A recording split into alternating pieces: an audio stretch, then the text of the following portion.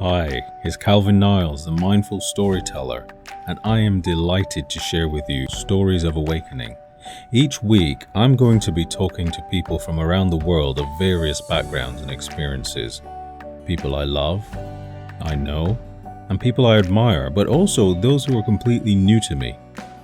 One thing all my guests will have in common is that they have been through a journey of awakening. By awakening, I mean a call to higher consciousness and deeper self-awareness beyond material reality. These stories will be real, challenging, funny, stimulating, and insightful. We're going to take our good time with these conversations. So listen from your comfy chair with your favorite drink, or on your weekend stroll, your morning routine, or whatever makes you happy. Stories of Awakening with me, Calvin Niles, and I look forward to you tuning in. Well, I would just, I just want to start by saying, thank you for coming on, Trev, because we met fleetingly by synchronicity. I shall drop the word coincidence for the rest of time. Absolutely. We met by synchronicity. We had a great walk in North London at Kenwood House and the surrounding parks and what have you. But before that, we just met in passing, didn't we? Yes, and, we did. Yes, that's and right. we literally just had a connection straight away, immediately. Yes, that's right. Yes. And then, we met again, we walked and you started to share some things and we had a great long conversation. I think we must have been, out there for, I don't know, like 8 hours or something. Yes. But, the stuff that, you had to say was very interesting and it got me curious about your own pathway, what brought you to many of the insights and I guess this level of consciousness that I could see shining out of you. I just wondered, where did this kind of begin for you? And you already mentioned your grandmother being a significant torchbearer in that regard. That's right. Yes. But free to start wherever you like. Thank you. All right. Thank you. That's quite daunting in a way. I was thinking, I did also, let me just say now, I made some notes of things I would like to share with you and anyone else who is watching or listening, which were two poems that I've written, one very short and one also short. Also an acronym for love that I wanted to share. I wanted to share my definition of love. And then I wanted to share just very briefly what I felt was most important for everyone in terms of their own journey.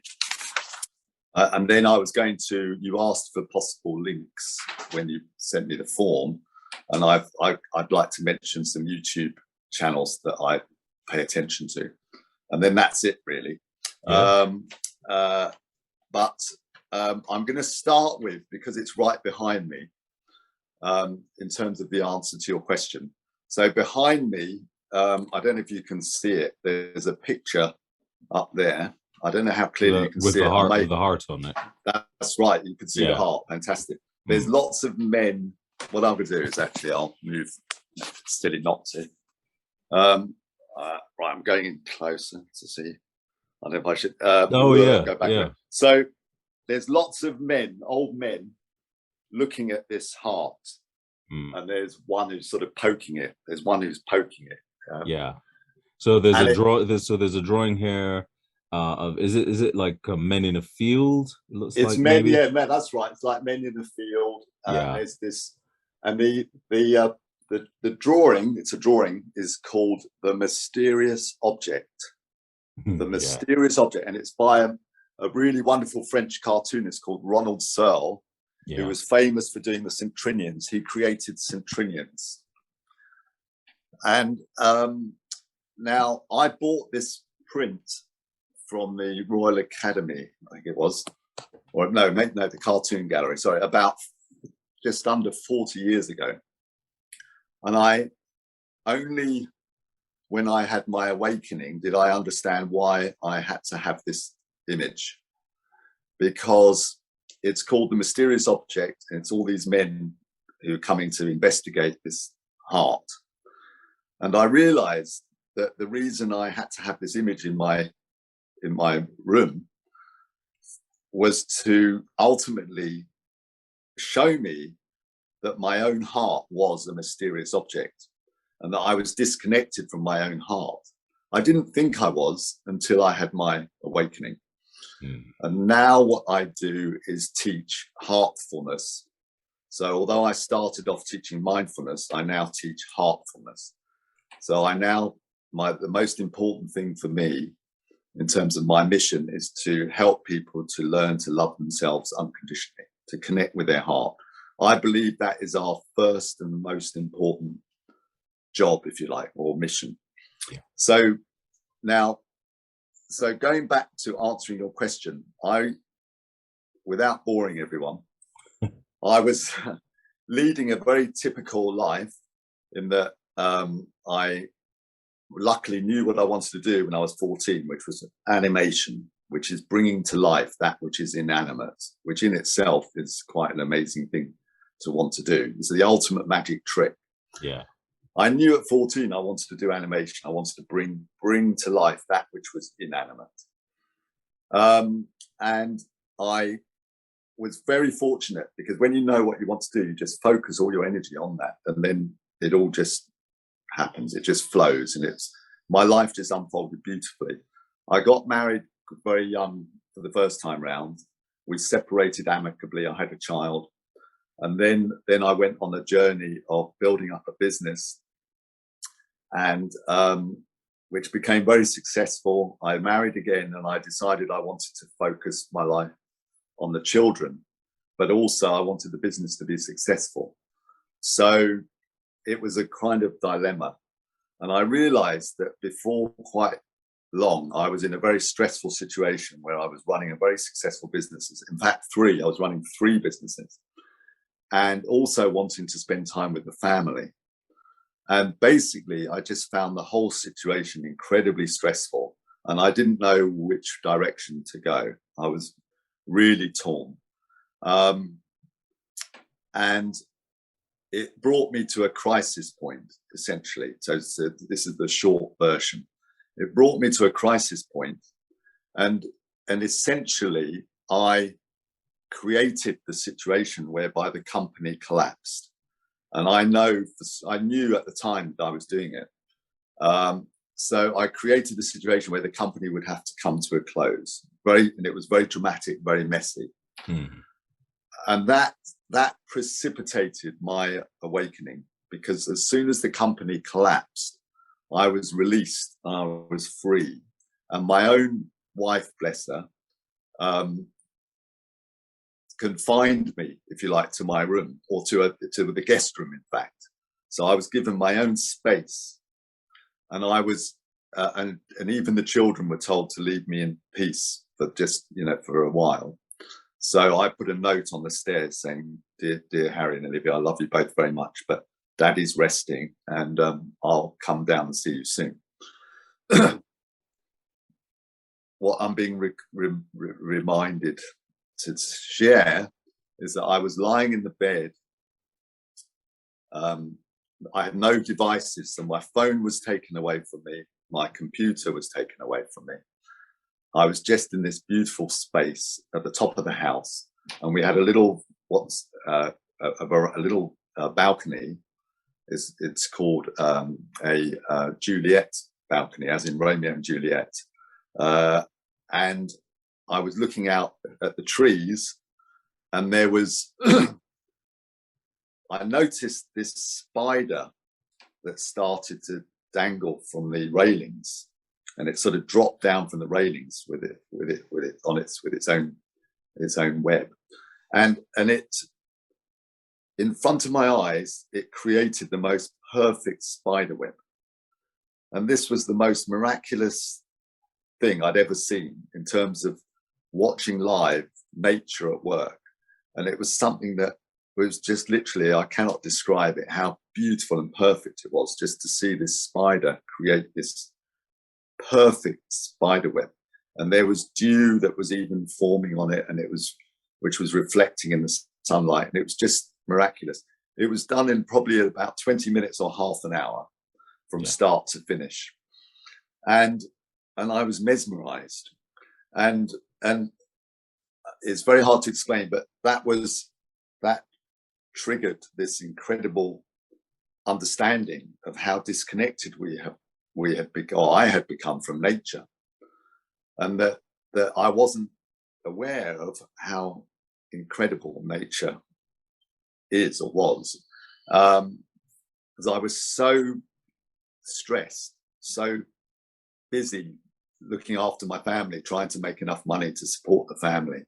And I had a huge network of people working with me. So I was involved with all their lives and responsible for their lives, as well as my own family. And that burden was just too great. And I realized I needed to be released from that. And now, without going into too much detail, one night I had the worst night of my life, where I had the most horrendous nightmares.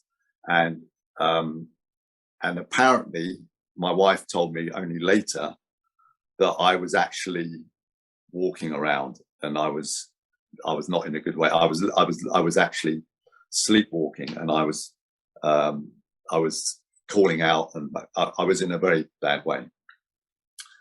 So my wife was obviously very worried. The second night, I had the most beautiful dream I've ever had in my life. And again, talking of synchronicities, and it's no coincidence, that was on the 21st of June, which was Midsummer's Day. And I'm very, I understand the importance of Shakespeare. My mother's a huge Shakespeare fan. My dad's he's an actor. One of his best roles was as Hamlet. So I understood that A Midsummer Night's Dream was very important and very significant. And the 21st of June is one of the most important dates in the calendar. And it's very connected with Ra, with Stonehenge, with all the sacred sites around the world. They're all connected to the midsummer solstice, the 21st of June, as well as the winter solstice. So it wasn't by chance that I had the most beautiful dream ever in my life on the 21st of June. And I then had this incredible understanding that we all needed to connect together. All of humanity needed to connect. And I was being guided to concentrate on the children. And I was given a mission to join all the children of the world together at one time. And this is something that I didn't fully understand at the time, but now I fully understand why this must happen. So I was basically downloading a project to connect all the children of the world together on the 21st of June.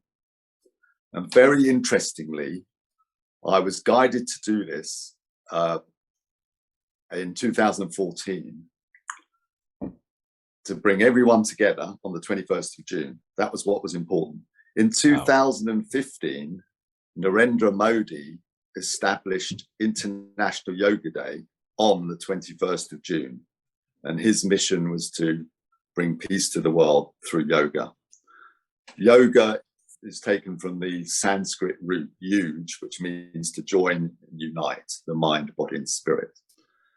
So my, what I call peace partner, Aida, who I'm still very connected with, she and I collaborated to create what we call the Jump Project. And our mission was to bring all the children of the world together.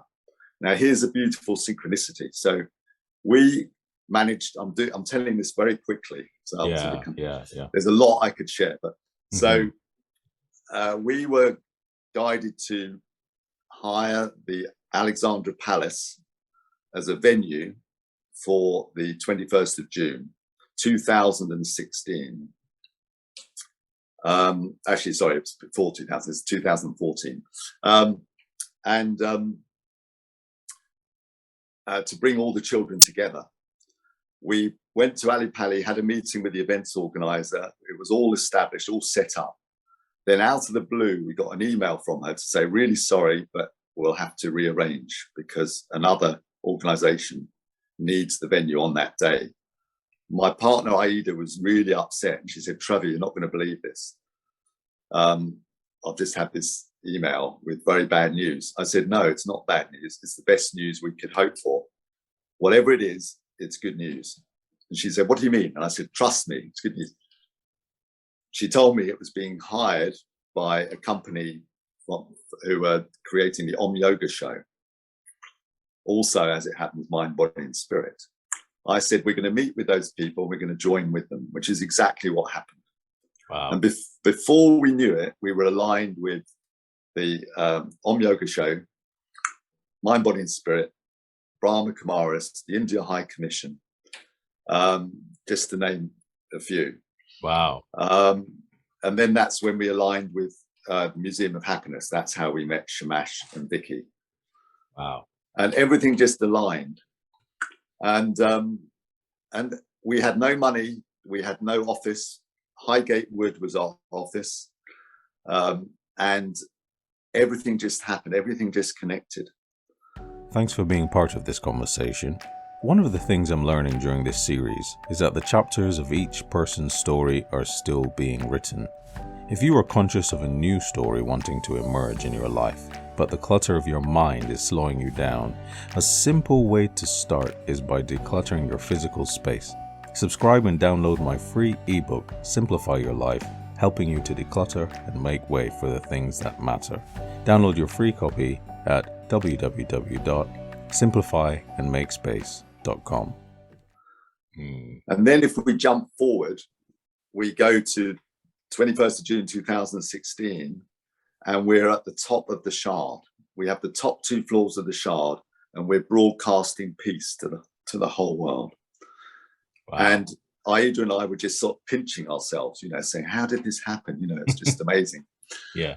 So basically, I've jumped through my kind of my spiritual journey, but essentially I went from having a very normal, stressful life, just as Trevor, as a dad, as a managing director of 3 companies, a big family, and as someone who was very much grounded, very much on the earth, and very connected to the physical reality, what we call our world of duality.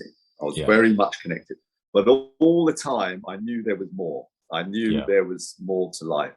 And often people would say, Trev, what's it like to be successful? What's it like to, run 3 businesses and everything seems perfect? And I'd always say there's something missing. I always knew there was something missing. But you couldn't name it at the time. I couldn't name it. And I wasn't allowing myself time to explore the unknown, as Krishnamurti talks about, our fear of the unknown. I wasn't giving myself time, and I needed to crash and burn. And I've used the word crash, and that's obviously affected your life.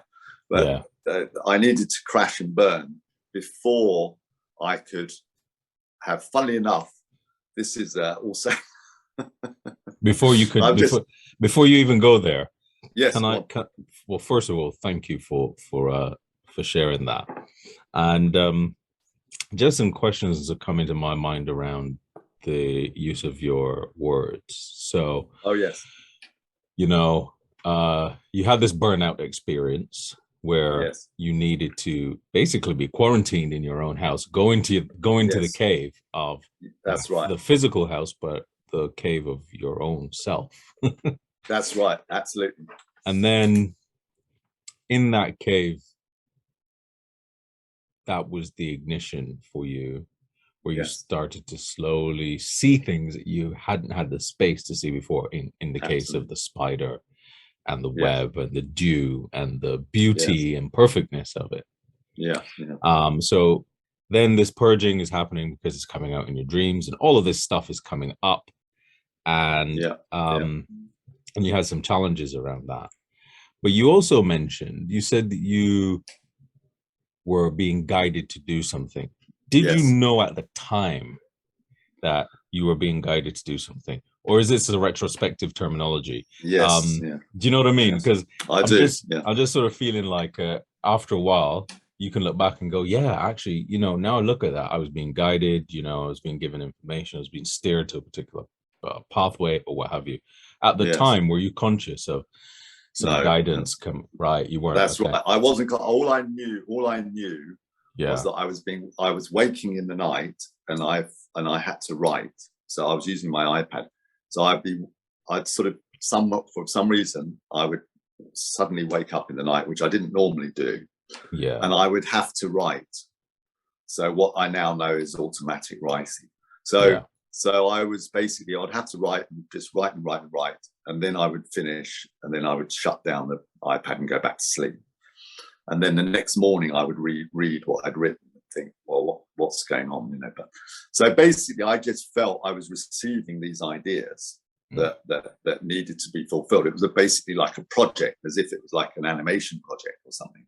Yeah. So I just thought that it was normal and that I was just getting these creative ideas, but they were coming from, I knew they were coming from a greater understanding, but I didn't know where or how.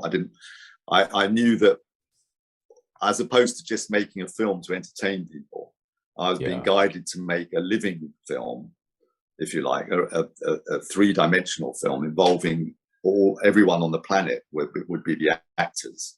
Yeah. As Shakespeare said, all the world's a stage and we're all players. Yeah. So I understood that I wanted everyone in the world to join in with this production where we would all meditate at one time and create this powerful vibration that would bring peace to the world instantaneously. And that's something I still understand to be one of the ways that we can bring peace to the world. And so at the time, I didn't know I was being guided. That's right. No, you're right. Well, thank you for asking that. But now I know without a doubt. But even now, I'm not always conscious of when I'm being guided or when I'm not. So with my last relationship, I had a relationship with a wonderful woman who was from Vietnam. So she was my first truly Eastern relationship. And she and I would have these amazing conversations. And often at the end of a conversation when I've been speaking, I'd say to her, you realize that wasn't me talking? And she said, yes, of course. So she clarified it. And then I had a really good friend who was very, very spiritual. And she would consciously speak through, her guides would consciously speak through her to me to help me with my own experience. And then when I replied, she would laugh and she'd say, again, that wasn't you talking, Trevor, you know that, don't you? So people were sort of helping you, people around you were kind of helping you to interpret your experience in some way, to be able to say, actually, their guides helping you, or, stuff like that. And then you were then becoming aware, I'm actually being helped here. I'm being helped. That's right. By now I understand, my higher self, my own angelic team, my guides, So my grandmother, Lorna, as well, I know she's there helping me very much. So yes, I'm now speaking with a far greater understanding than that which I had back in 2008 when I went through. That was when my true awakening began in 2008. So it's been a long, beautiful journey. And I'm still, obviously, as I'm sure you'd agree with yourself, we're continually on this journey. We will continue till our last breath. Yeah. I've actually, funny thing is, Trevor, the more conversations like this I have, the more less awake I feel. Oh, right. I think I'm going the opposite direction. You're going the opposite direction. Well, sometimes you have to, it's funny enough in animation. If a character's walking, when you walk, before you don't just stand still and then walk forward. You go back slightly and then you go forward. You go back, You sort of go back and then you step forward. So Yeah, sometimes we have to go backwards a little bit before we go forward. So but I do recognize one thing you're saying too, and is that most people who come on here, they say, you know, is these kind of ripples, you know, the ripple effect of awakening. You know, there might be a big bang moment, like clearly in your case, that was huge turning point in your life. You know, basically, it sounds like to me like one whole part of your life died a major death. Absolutely, yes. In a really volatile kind of way, because you know it was a lot of weight there and a lot of energy. And then it just kind of like shunted you into this new reality, new eyes and everything. Okay. It was very powerful, and it was too much for my wife to cope with and my children, so we ended up separating. But it was very powerful. It was also very difficult for me to deal with, even though I never felt in danger. But I also didn't really know what was going on, and it was very challenging. It was certainly one of the most challenging experiences in my life. And I was helped by the National Health Service as well. I may say that my wife called a doctor. Yeah. When after my gone from my worst nightmare to my best ever dream, she called the doctor. And then the doctor advised that I be helped by the NHS. And at that time, you had home visits, so I didn't have to go to a hospital, but I had home visits, which I loved. I found it really wonderful. I used to have two people would come and sit by my bed for maybe an hour every day.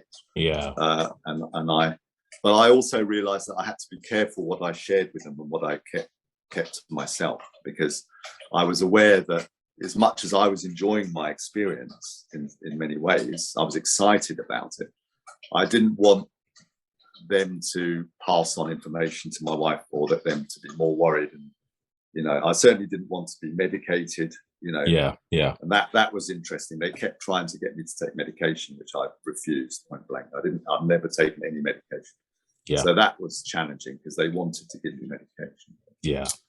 So, but yes, it was a huge, rapid transformation, but I was really excited about it. That's the best way I can describe it. And whenever people were worried, friends would come to visit me, and I'd say, you don't need to worry about me. I'd say, look, I'm having the time of my life. It may be disconcerting to all of you, because I'm not the same Trevor anymore. But you knew, But I'm not the businessman, you know, white picket fence, car, you know, the job. I turn up, I do my work, we go to the pub, we have meals on Sunday. Exactly. You know, we'll talk about what was on telly last night. That guy's gone. That absolutely. And that was, and that was obviously because that's your whole world, you know, and you're all my friends. And so even now, now I think I have fully mastered living in this world, in the world of duality, and then also in the world of non-duality. I believe I have mastered it pretty well, but I know there's still further to go. But what I'm probably doing at the moment, Calvin, which is why it's lovely to be doing this kind of conversation with you, is I'm probably still holding back quite a lot, because I'm trying to normalize my life as much as possible, so that I can have a more positive influence on my family and friends without them feeling fearful. Because one of the quotes that it's appropriate to share this quote at this point. I've only got 3 quotes I wanted to share. One is from someone I'm very paid a lot of attention to, is Nicola Tesla. There's no coincidence Shamash has a Tesla car. So one of his most important quotes is, if you want to find the secrets to the universe, then think in terms of energy, frequency, and vibration. And that's something I truly understood.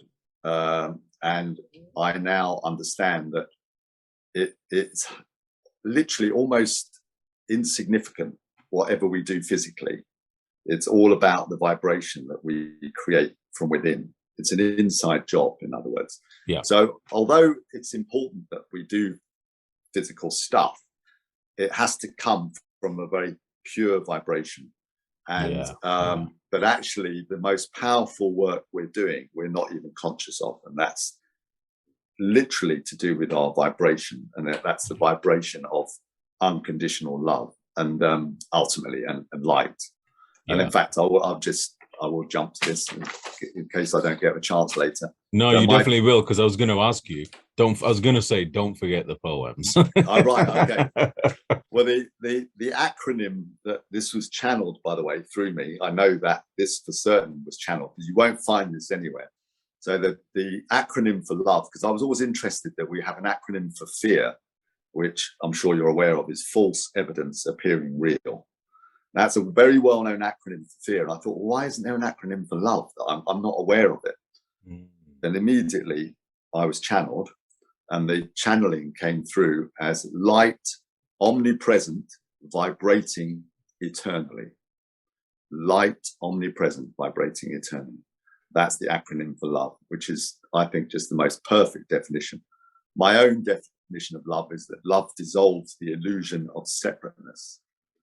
So when we have unconditional love of ourselves, we understand that we are not separate from the universe, from Gaia, from Mother Earth, from each other. That's why, for me, the most important mission, our number one mission, before anything else, is to learn to have unconditional love of self. Because as soon as we achieve that, we're at peace. And then whatever else we do comes from that most beautiful place where we're perfectly centered. Yeah. And in fact, I'm going to jump to this poem, if you don't mind. Please do. Yeah. I'll do it now.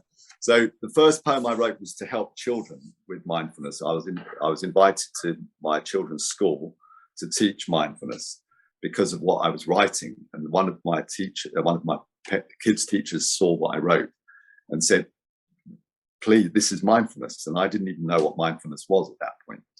And said, could you come in and teach? So I did. And the first poem I decided to write was to help the children. I wanted them to learn a simple poem that they could remember every time they were in trouble. And it was inspired by Shakespeare, the quote from Hamlet, which is one of his most famous quotes, which is, there is nothing either good or bad, but thinking makes it so. That there is nothing either good or bad, but thinking makes it so. So I wanted to write a poem that gave the same message, but was more contemporary for children. Yeah. So I got them to write this out and make a card that they could put on their wall in their bedrooms and learn off by heart, which they all did. And I said, if ever you're in an incident where you're getting angry, remember this poem. The secret to life you will find is not to mind. The secret to life you will find is not to mind. That was my first most significant poem, because ultimately, if we mind, in other words, if our mind gets in the way, if we mind, we get upset, then that creates a lower vibration. And ultimately, we ideally avoid a lower vibration. And we know about road rage. We know how people can get very angry, even with a complete stranger, for no real reason. But this is very common in day-to-day life. So I wanted to help the children, and I called it, funnily enough, this was a synchronicity. So when I first taught the children this poem, I said, look, I described road rage, but I said there's also what's called corridor rage, where one child might bump into another child by mistake, and then they'll hit that child. Yeah. And then their whole day is ruined. They're taken to the head teacher, and that absolutely had happened to one of the girls in the class only the day before. Yeah. So it was a really beautiful synchronicity. And she was a lovely little girl. She was educationally subnormal, and she got very upset. But we don't know whether it was an accident or not. But anyway, so I gave her special attention, and we did the card together. And so I'm now going to fast forward. This is still, for me, the most important poem that's ever been channeled through me. And it came quite early on in my writing poetry. This is another synchronicity. I was never interested in poetry. never at all. Didn't even really read poetry. Yeah. But funnily enough, I lived in Coleridge Road for 10 years. And then my children went to Coleridge School. Samuel Taylor Coleridge is one of our most well-known, respected poets. And he lived in Highgate.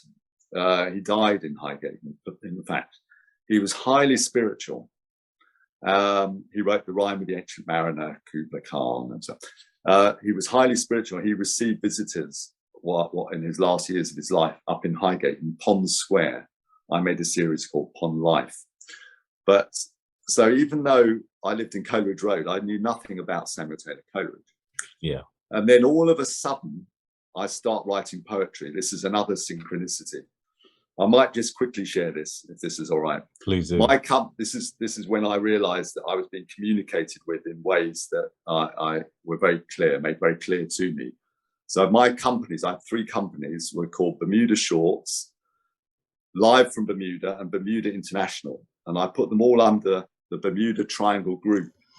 And I used to joke that they will all disappear one day. That was prophetic. Now, back in March the 8th, which is International Women's Day, 2014, the Malaysian plane disappeared. Another synchronicity is the number plate of that plane, the number of that plane, which was MH370,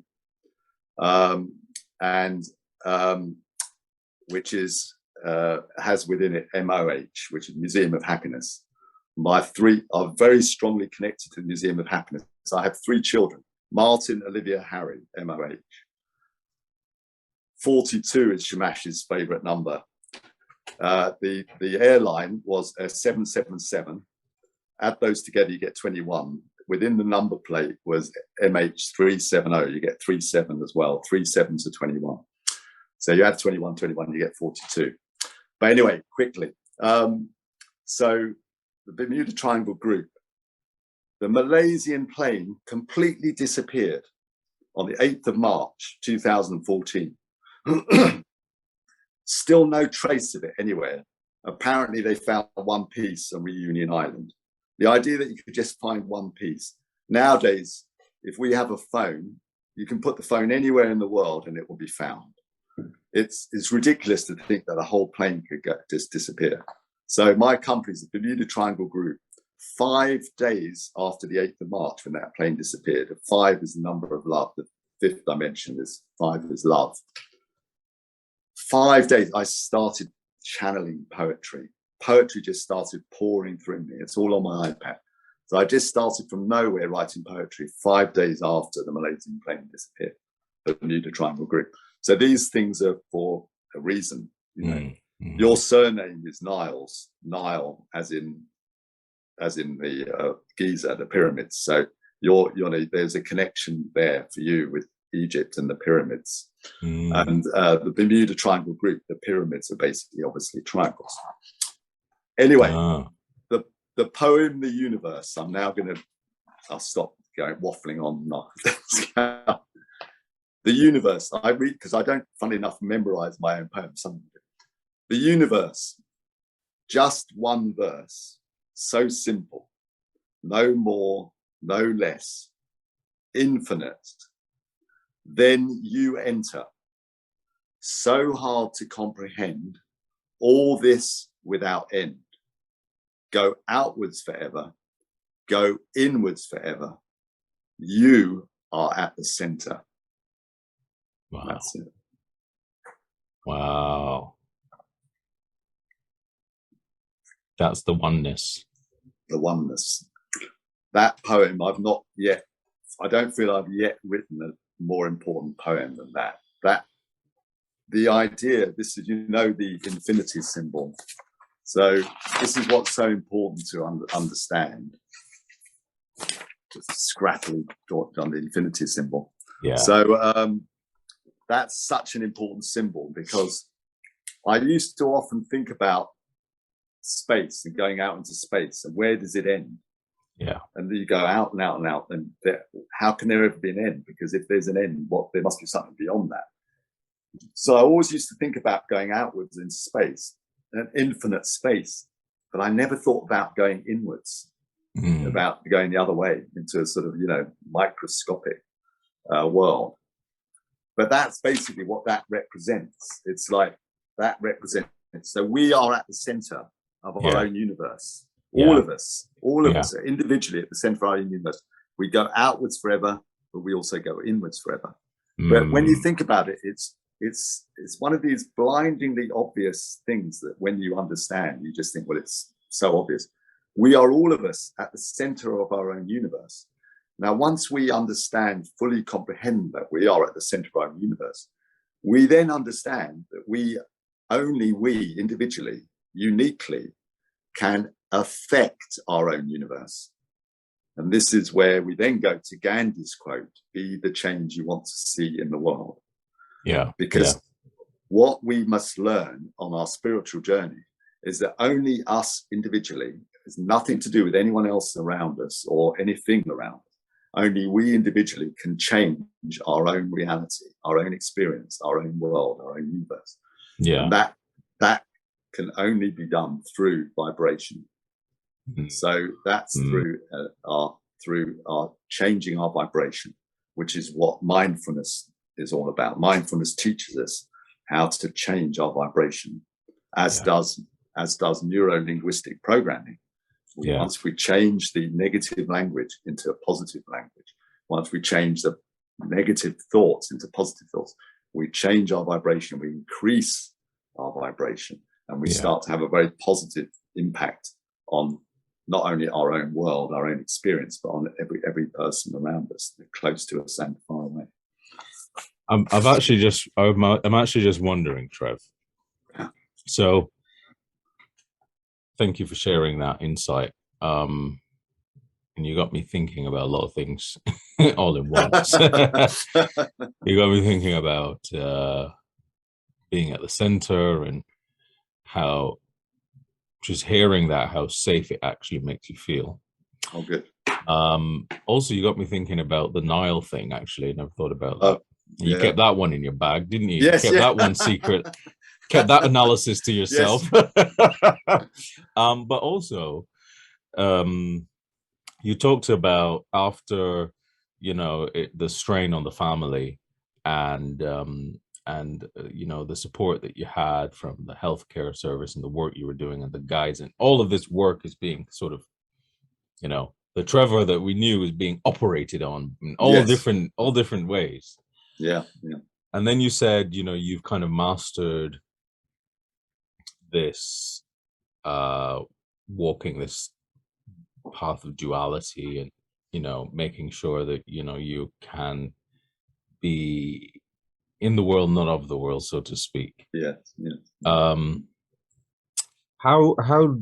do you, or how did you arrive at that, should we say, I don't know if I want to say talent or gift or whatever, but I'm imagining somebody might be listening to this and they go, oh my gosh, I recognize some of these things. Maybe I am having an awakening experience. And then the fear might arise. Okay, am I going to come across as bonkers to other people? Yes. Am I going to fit in with my friendship group? Where do I belong?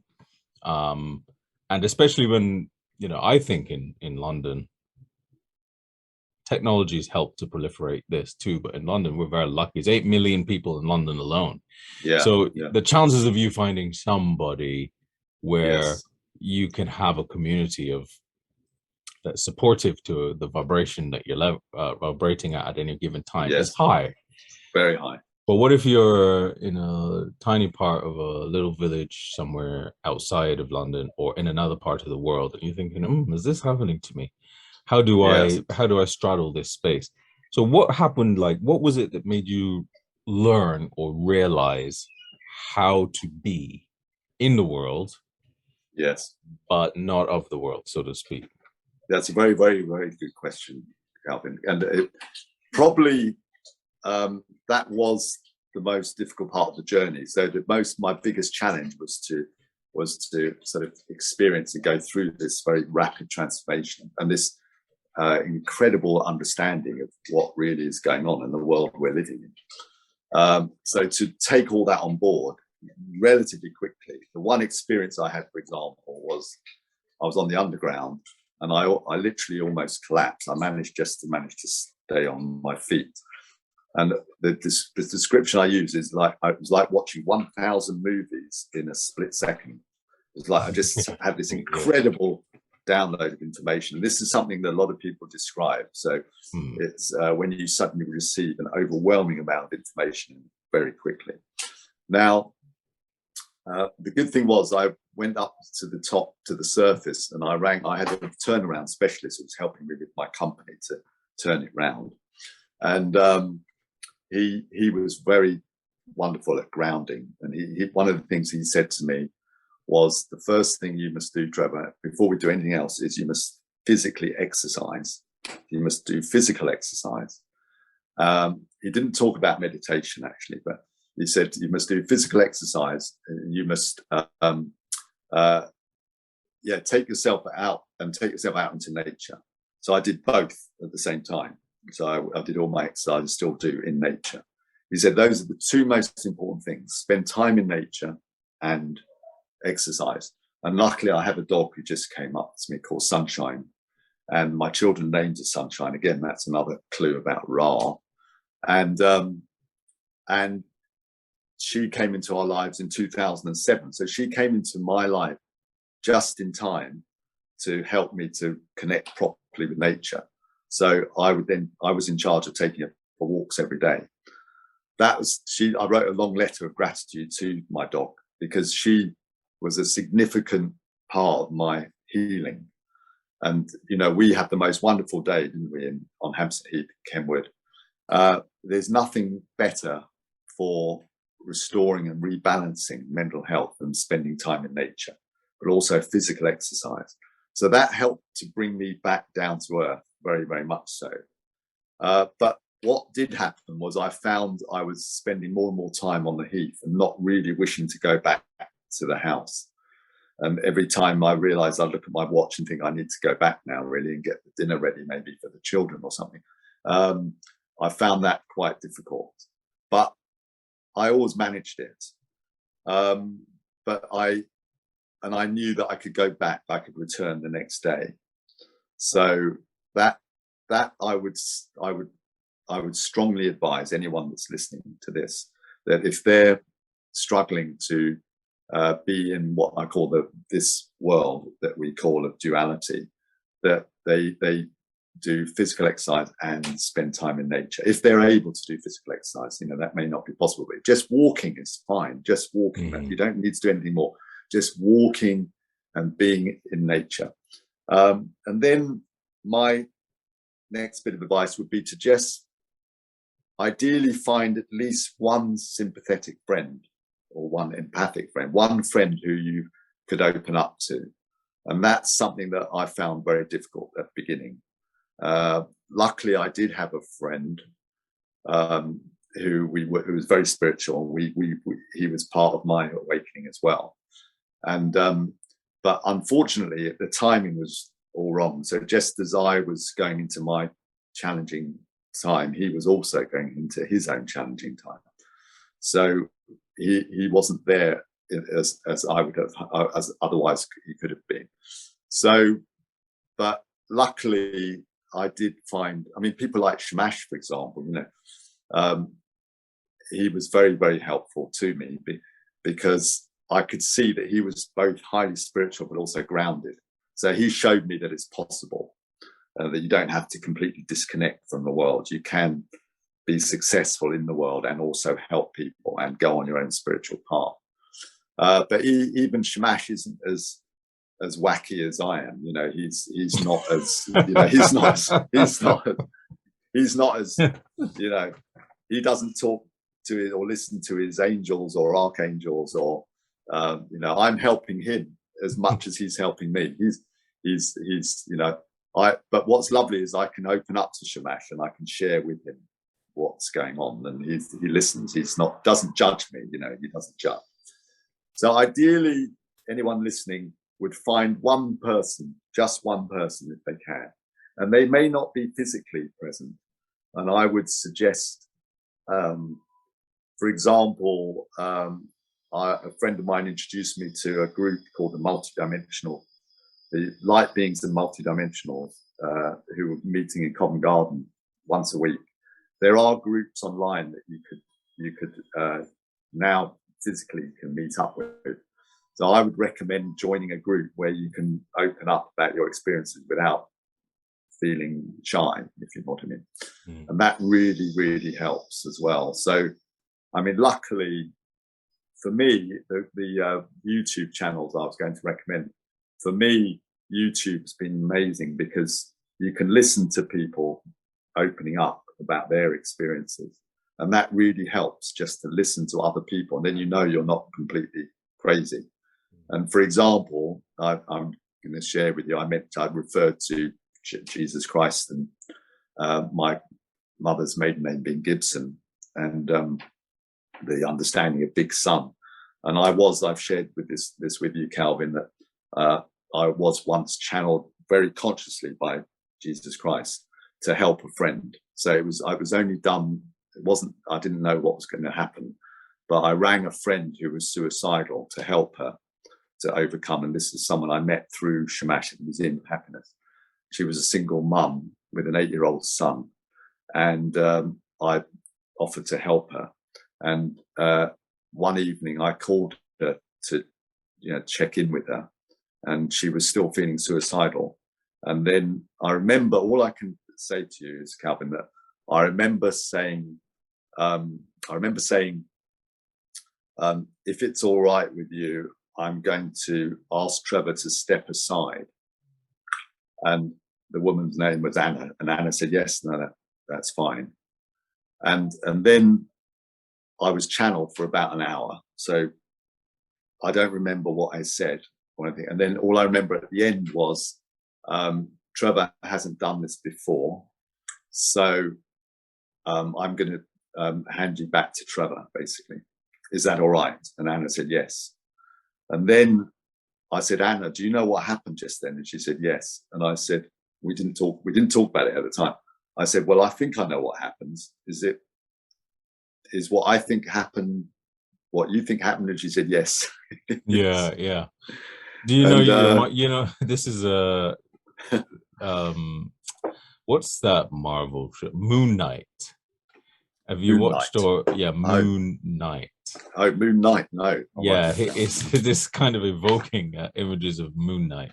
It's a very specific Marvel brand or story. But yeah, he has this part of him that comes out and asks the other part to step aside to handle certain things, and they're having all these kind of like the law of the beings, they don't exist on the physical plane, so they have to come into these bodies. So it's really fascinating stuff that's being talked about in the mainstream, which is all kind of like meant to be fun, but people are having these experiences for real. Yes, aren't they? Absolutely. Well, it's like you. It's, it's, as you know, it's called channeling, and this is something that I'm very, very interested in. In fact, I was going to create a channeling channel on YouTube. I see what you did there. A channeling channel, exactly. What channel would that be on? I was good. Yes, exactly. And this is something. In fact, maybe next time we meet, we could have a conversation about it, because you already have a YouTube channel. I don't have a YouTube channel, but I was thinking that I wanted to make channeling more accessible to people. I was going to compile a selection of channeled messages that any so-called normal person might find interesting, because the information that comes through channeling is incredible. It really is. And I only obviously pay attention to the channeling that resonates with me. Yeah. But I love and almost can only listen to channel messages now, because it's so pure. It's totally unedited.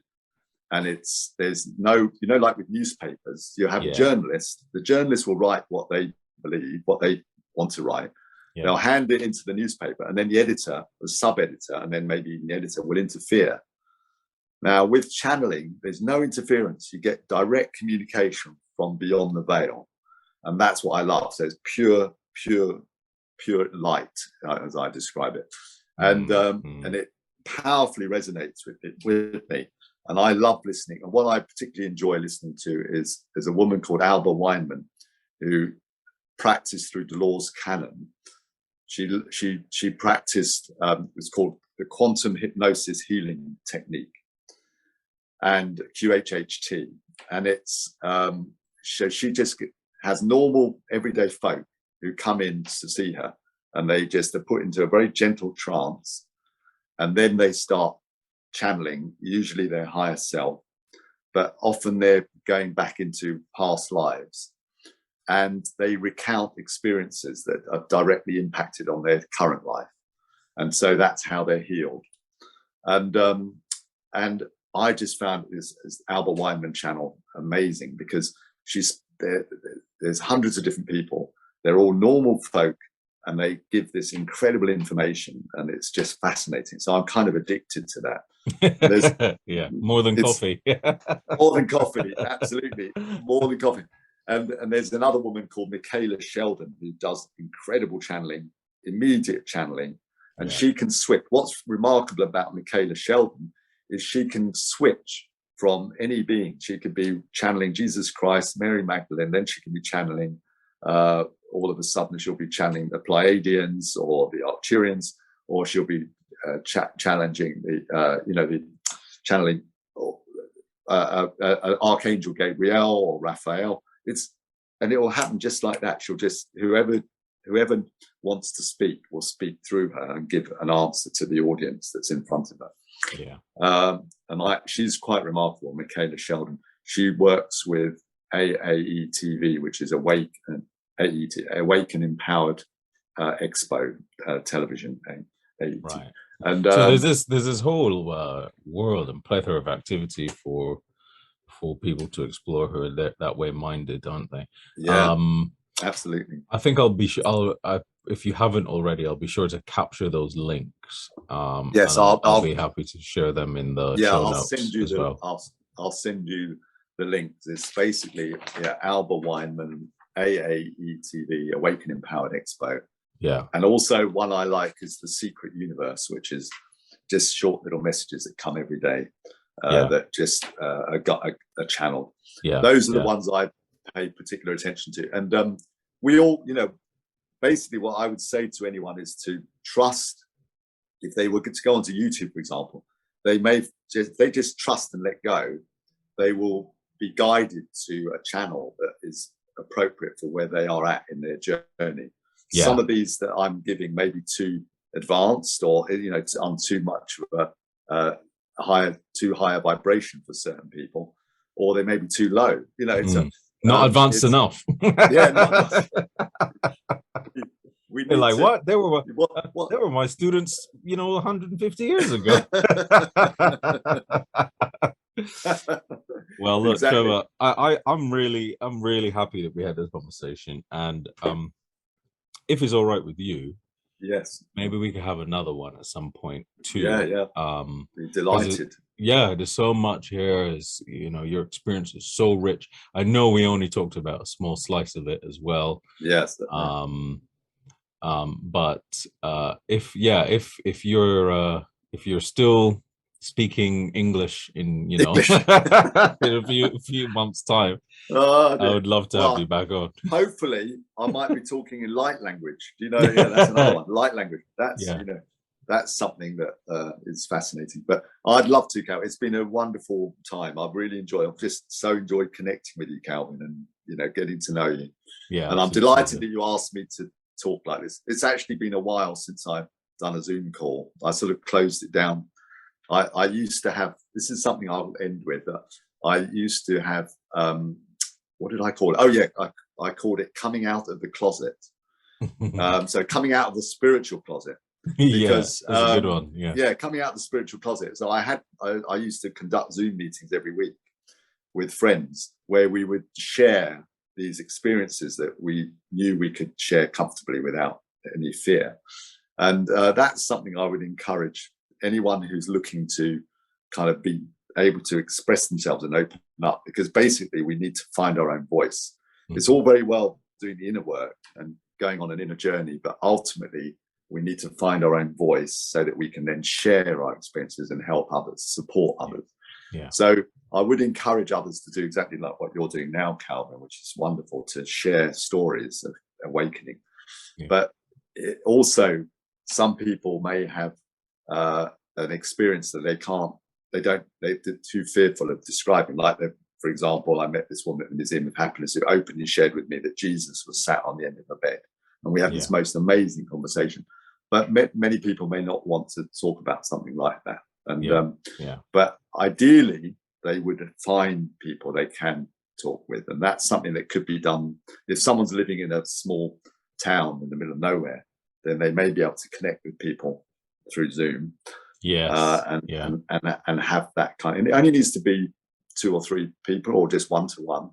Yeah. But I do definitely encourage anyone who's listening to this to find at least one person that they can share with, and then before they know it, there'll be another person will join in, and then another, and it'll be gradual. But it doesn't need to be hundreds, but just because if we don't find our voice, then then we're not kind of going forwards, as it were. We just sort of stagnate. We need to share our voice. I think that's important, Calvin. As you obviously are doing, that's what you're doing, helping people to find their voice through writing.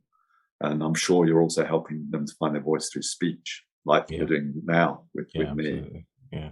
Thank you so much. Thank you, Calvin. You're a absolute star. pleasure. Yeah, delighted. And I think drinks wonderful. on me next time, isn't it? Oh, right. No. It's been a perfectly balanced 50-50. I've loved this, and I'm very glad you asked me to join you for this chat. And I look forward to seeing you very soon, I hope, Calvin. Thank you for tuning into this conversation with me on the Stories of Awakening podcast. It was an absolute delight to have you here. And this is just a reminder to head over to simplifyandmakespace.com to collect your free decluttering workbook to simplify your life and make way for the things that matter.